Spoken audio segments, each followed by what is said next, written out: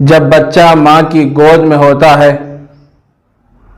اس بچے کے سارے ارمان، سارے شوق ایسے کھیل سے وابستہ ہوتے ہیں جس میں نہ جیت ہوتی ہے نہ ہار ہوتی ہے۔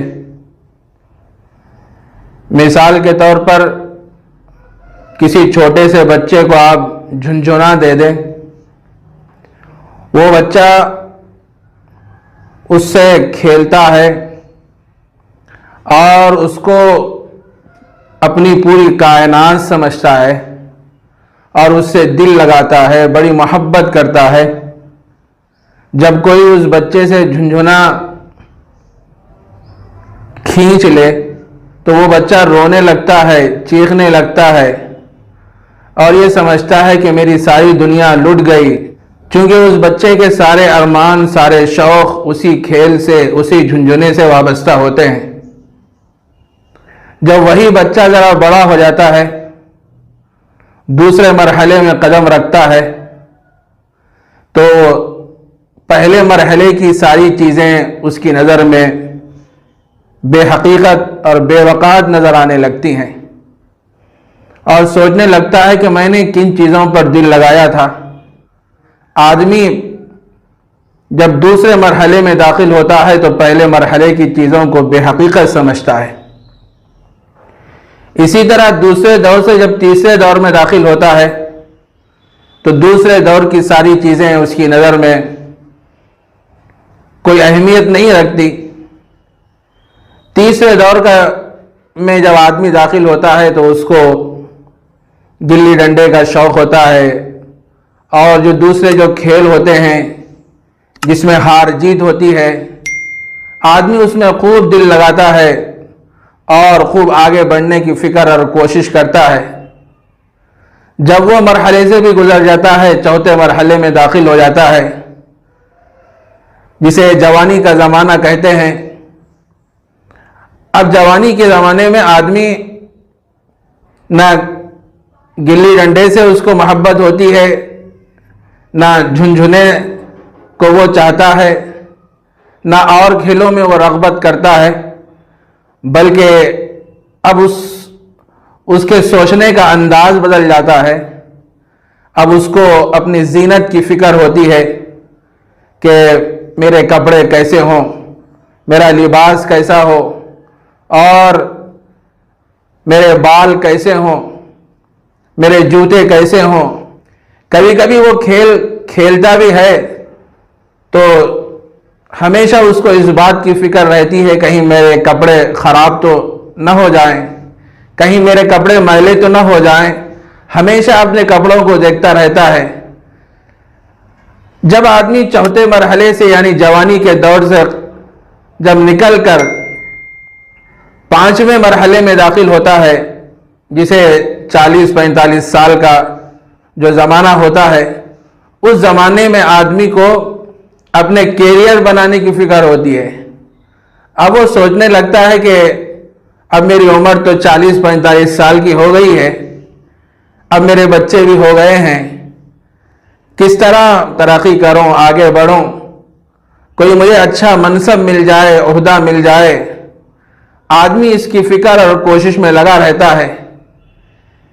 ایک زمانہ وہ تھا کہ وہ بغیر استری کے کپڑے نہیں پہنتا تھا، عمدہ اور اچھا لباس پہنتا تھا اور زیب و زینت کی فکر کیا کرتا تھا اور ہمیشہ اچھے لباس خریدنے کی فکر میں وہ رہا کرتا تھا۔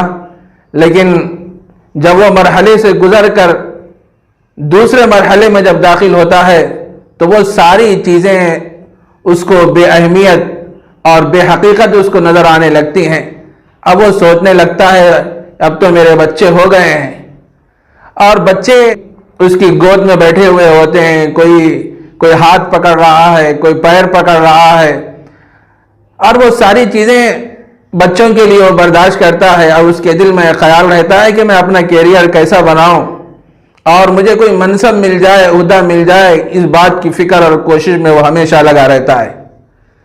جب وہ اس مرحلے سے گزر کر بڑھاپے کی عمر میں داخل ہو جاتا ہے تو اب اس کے سارے شوق اور اس کی ساری آرزوئیں اس بات پر منحصر ہوتی ہیں کہ میں مال کس طرح جمع کروں اور زیادہ سے زیادہ مال جمع کروں۔